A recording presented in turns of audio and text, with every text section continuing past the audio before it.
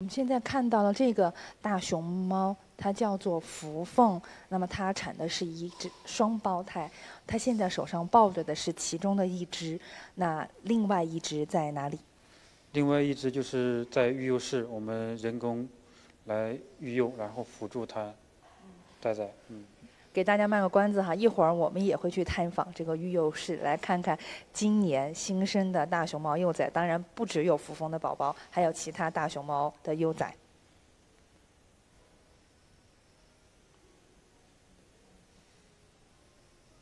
那一般大熊猫它是在几月份开始生产？你刚才说到是7月份是吧？那是最热，气候是最暖和、最利于大熊猫幼崽生长的一个月份。那大熊猫它临盆的话，我们是怎么来判断呢？大熊猫临盆的行为表现其实是很明显的，就比如说最典型的一个就是它会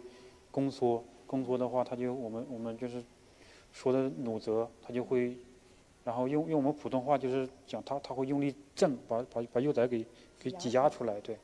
这个动作是非常明显的，只要是它出现这个动作，我们观察它的工作人员就会发现。然后还有一个指标就是它那个破羊水，因为羊水是很大的一股，它区别于尿液，尿液熊猫是不会去那个管的，如果是羊水的话，它会把所有的羊水给舔干净。为什么会有这么一个行为呢？因为羊水其实它里面是含有一些营养的，它在临盆的时候，它已经就是那个，因为大熊猫在生产之前会有一个减食，它会长时间的进食非常少，然后或者是不进食，然后这个羊水呢，就是它在临盆的时候一个营养的一个补充。哦，这样。然后还有包括幼崽出生以后的那个胎盘和胎衣，它都会自己舔食掉。这是对它体力和营养的一种补充，是的，是的也，是一种动物的一种天性。是的，是的。我们现在看到这个福凤是紧紧地搂着自己的宝宝，那应该说是这个阶段是它一个亲子照顾母乳的一个阶段。那我们能不能观察到它的母乳的频次或者是量呢？其实这个要看母兽它的那个体位，因为有一些母兽它对人那个比较警惕，它那个它会背对着人来，然后来喂奶，这个时候我们就观察不到幼崽吃了多少次。然后我们一般像这种情况下，我们就是通过就跟它近距离接触，然后抚摸一下幼崽的肚皮，是鼓的还是瘪的。那个鼓的就是很明显，它就吃到奶了。它瘪的话，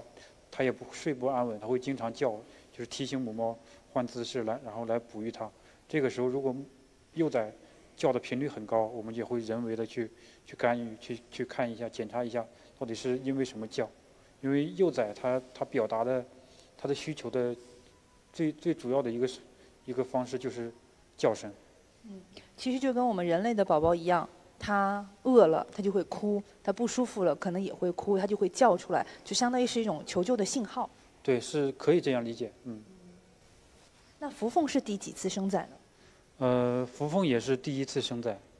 那第一次生崽就能产下双胞胎，真的是非常的不容易了。对它的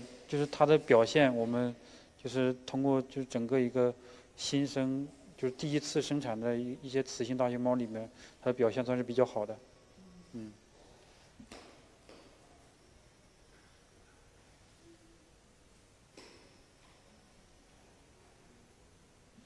那大熊猫一般它分娩的时间是多长呢？持续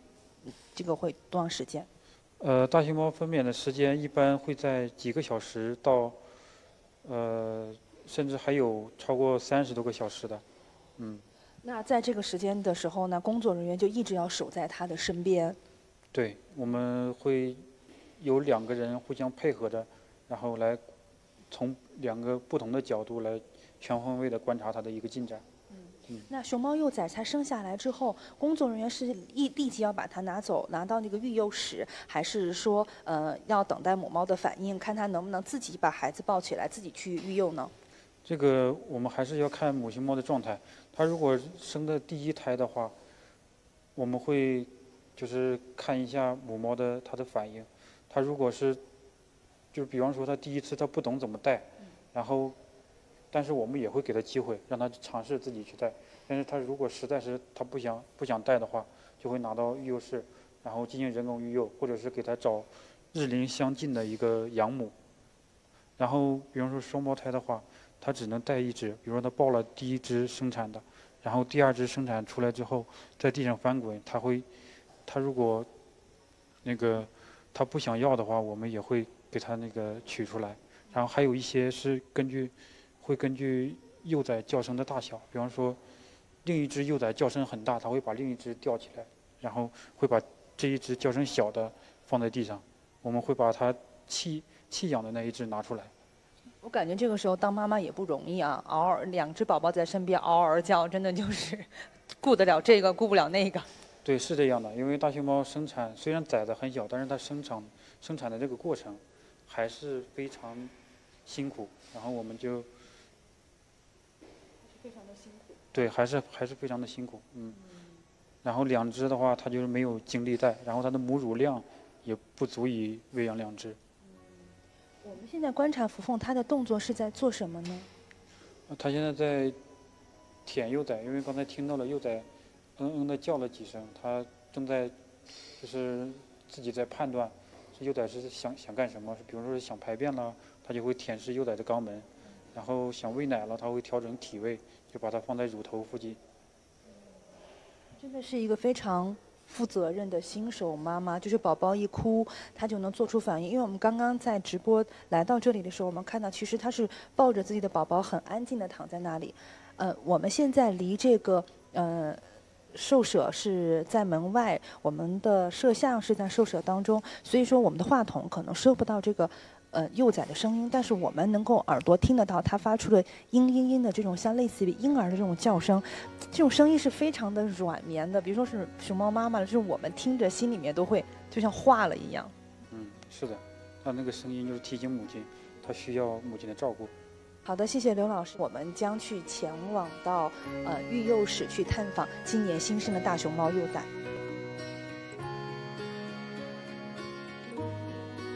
好的，现在呢，我们就是跟着刘老师来到了基地的这个叫育幼室。那我们也知道这个地方呢，抚养的幼崽呢都是双胞胎，对吧？也到了我们本次直播最激动人心的一个环节，我们将探访这个幼崽，我们要看看是怎么去抚育、怎么去护理的，对吧？我们来看一下这个地方，我们看到刘老师已经穿上了专业的工作服，给大家解释一下哈。因为这个地方环境是比较特殊的，那我作为记者呢，是尽可能少的人员进入到这个地方，所以现在由我们的摄像进去给大家拍摄，我和那个刘老师站在门外继续给大家解说。我们想请问一下刘老师，那在这个育幼室一共有多少只幼崽呢？目前现在有7只大熊猫幼崽。那这个大熊猫幼崽都是双胞胎其中之一，对吗？是的。我们看到摄像拍到了这只幼崽是什么时候出生的呢？这一只是1个月以前的，因为它现在刚好是在40天。那按照我们人类的说法，就是刚刚满月。对，刚刚满月。很可爱。我们看到，就是现在这个幼崽，它的皮肤已经呈现出了就是黑白的这种毛色。但是我们也知道，在以前，经常在新闻报道上看到，就是大熊猫幼崽它刚出生的时候，它的整个身体是呈现出粉红色，而且体型特别像是一只小耗子。为什么呢？因为这个大熊猫母亲，它在那个发情配种交配之后，然后它的那个受精卵会在它的子宫里游离一段时间，然后这段时间呢，熊猫母亲会那个加大食量，然后来改善一下自己的身体状态，然后大概有3个月左右，然后那个受精卵就会选择那个着床，着床以后，然后到出生，其实这个发育时间是只有1个月的时间，它还是相对来讲比较短暂，所以它在出生的时候，可以说是一个早产儿，所以它那个看起来就那个毛色也没有发育好，然后眼睛也没有睁开。我们想问一下，那它大熊猫这个新生幼崽出生之后多久，它毛色能出现这个黑白的颜色呢？幼崽一般生长发育在正常的情况下，一般5天会有一个很明显的颜色的一个改观，然后大概是在10天左右会有那个全身那个黑毛都会特别明显。好的，我们来看一下现在我们摄像拍到的直播画面当中看到的这只熊猫幼崽是什么时候出生的呢？这一只是在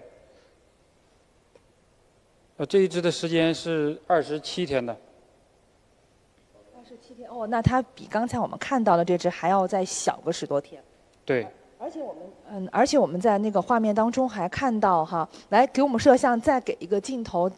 给到这只熊猫幼崽，我们看到它旁边放了一个这种黄色的类似于靠枕的这么一个东西，是为什么呢？做什么呢？这个前期它小的时候，因为要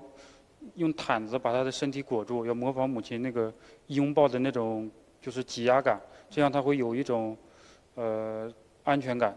然后那个毯子的重量不够，然后那个球的主要作用就是压住毯子，然后让它有一定的在身体那个受力，会让它就是相当于模仿母亲拥抱它的那种感觉。就是模仿母亲的怀抱。是可以这样说，对。我其实也可以理解为，现在我们看到，其实这个宝宝是躺在这个靠垫儿的这个旁边，我可不可以把它理解为，就像我们小朋友经常睡午觉抱的阿贝贝？现在是可以这么理解，因为那个在育幼室的这个幼崽，它吃人工配方奶粉，是不能喂到10分饱，我们一般是喂在6、7分饱左右。这个状态下，它吃完之后，它会有一段时间继续找奶的一个行为，然后那个大的球球就可以让它认为它在母亲的怀里，就在上面拱来拱去的，它也会有一种安全感。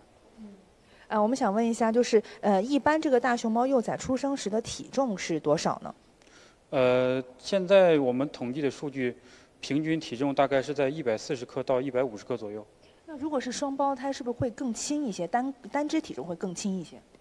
这个没有定论，但是个体差异还有母亲的那个身体状况会对幼崽有一定的影响。那现在大熊猫，我们中心的大熊猫哈，幼崽出生最重的是哪一只？大概是什么时候出生的呢？目前我们有记录的是，翠翠在。翠翠的幼崽对吧？翠翠幼崽现在叫吉福，然后那只幼崽出生的时候大概在270多克，应该是在279克。您刚才说到了，就是大熊猫的这个双胞胎幼崽，其中一只在我们这个育幼室，另一只在母亲的身边。那我们会去在育幼的过程当中会去轮换吗？就是2只幼崽会轮替，一只在妈妈身边，一只在育幼室，然后过一段时间再去轮替。这种状况就是我们日常饲养的一个常用的操作一个手段，因为大熊猫幼崽，它的那个。大熊猫母亲，它一般会只能就是有精力带活一只幼崽，然后剩下的另一只就需要我们人工辅助来帮助那个人工育幼。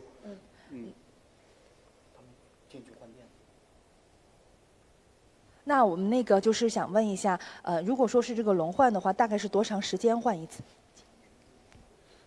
现在我们轮换的大概时间一般是在1个月内，我们是每5天轮换一次，然后满月之后就是每10天轮换一次。我们现在看到的工作人员这个操作是什么呢？现在正在给幼崽换它的那个垫子，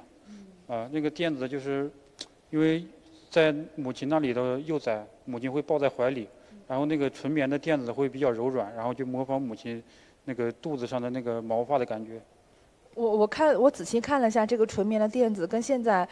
我的孩子，因为我也有孩子哈，小时候用的那种纱布巾，真的是一模一样的。对，我们这个就是通过那个采购，挑一些材质比较接近母熊猫的那个皮肤的那种感觉。而且我们还看到，就是这只刚刚我们摄像正在拍的这只猫。它体型还要更大一些。这只猫是什么时候出生的呢？这只猫现在已经满2个月了。那它什么时候才能回到母亲身边？下一次轮换的话，应该是在几天之后。那您刚才说到了，轮换的时候人工是需要去喂养的。那人工喂养的时候，一般是一天喂几次呢？我们都喂什么呢？现在在育幼室的幼崽前期的一般是母乳，然后配合配方奶粉，然后进行的慢慢的一个转换成全部都是用人工乳，然后来喂养。在育幼室的幼崽一般都是这个操作。每天喂几次呢？每天喂的顿数也是根据它的那个日龄增长会有一定的调整。比如说，它刚出生1周以内的会喂8到10次每天，然后1个月以内的会喂8到6次，然后1个月以上的会喂4到3次。那最开始刚刚出生的熊猫幼崽，它一顿能吃多少呢？刚出生的，一般我们第一顿的幼崽会吃的很少，一般就是在几克。因为大熊猫幼崽出生本身它都是很小的一只。我们还想问一下，这大熊猫，像幼崽，它排便是怎么去排？需要人工辅助，还是它自己就能排便？大熊猫幼崽其实属于我们常说的就是属于早产儿，然后它自己是没有发育出那种就是可以自己排便的那种能力，然后这就需要我们模仿母亲用舌头舔舐它肛周的一个操作，然后用湿棉球会对它进行肛周的一个拍打，然后就是那个模仿母亲给它排便的动作。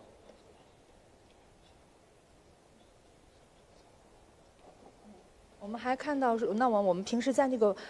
育幼的过程当中，我们还要做一些什么样的工作呢？其实育幼的工作还是比较繁杂，因为有一些这个关于熊猫本体的工作，然后还有一些就是关于它那些用品的准备工作，然后还有各种仪器设备的维护运用，其实比较繁琐。我们现在看到的这一步操作是什么呢？现在正在给那个熊猫幼崽称体重，体重就是我们每天都需要给它称一次，然后是最直观的来判断它生长发育的一个状态的一个指标。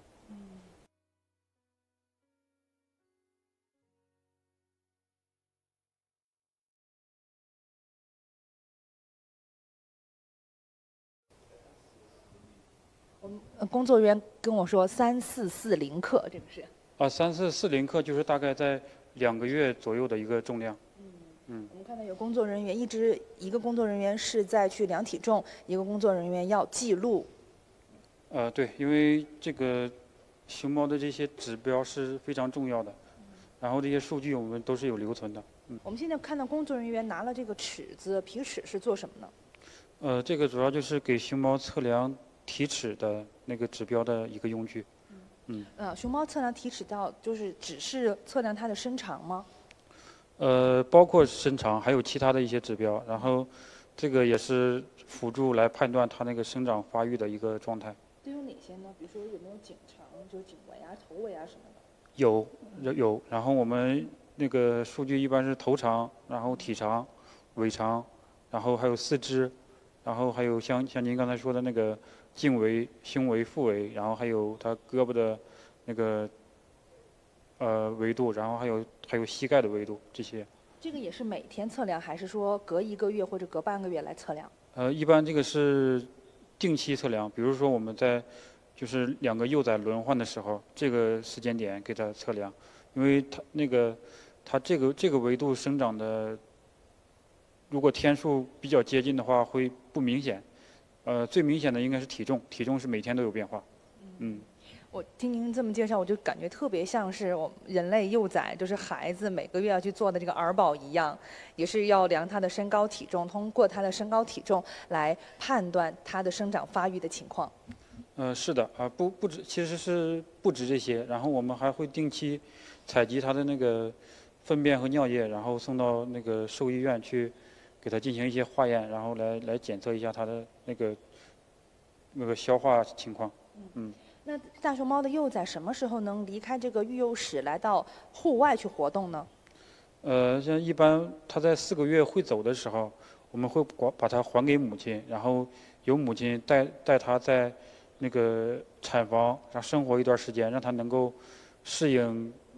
有母亲携带的那种感觉，然后会在天气好的时候把母猫和那个幼崽一起放出去晒晒太阳，然后几个小时之后，就是感觉它们在外面玩累了，又会把它收回来。一般情况下，像是满月的大熊猫，它的体重是在多少左右呢？满月的体重一般会在800到1200克之间，极少数会有超过1200克或者是低于800克的。所以其实满月的熊猫幼崽也是很轻的，你会不到2斤的样子，就是2斤左右，就是这种。对，就是2斤左右。但是对比它刚出生的时候那个体重，其实生长发育特别快。那我们想请问一下，就是大熊猫幼崽它在成长到什么时候，它就可以离开母亲去独居了？根据我们这个调查，就是在野外的大熊猫一般会在1岁半到2岁，大概是在这个区间会跟母亲分开，然后那个但是分开这段时间，它前期会在母亲的那个领地范围内活动，然后后面慢慢随着长大会远离母亲的那个领地。那现在熊猫幼崽都是吃奶哈，要么就是妈妈的母乳，要么就是我们的配的奶粉。我们想请问一下，那它到什么时候才能添加辅食？就像我们人类一样，小孩子可能到了6个月就要添加辅食，那大熊猫幼崽什么时候可以吃？除了奶以外，其他东西都是吃什么？怎么去逐步去添加呢？大熊猫幼崽的生长发育其实它是一个比较线性的，比如说那个它大概在3个月90天的时候，开始乳芽开始生长，然后乳芽生长之后，一般到120天，就是在1个月之内，乳芽会长齐，长齐之后，它就会有啃咬那个固体食物的能力。像它跟母亲在一起的时候，它会啃咬母亲那个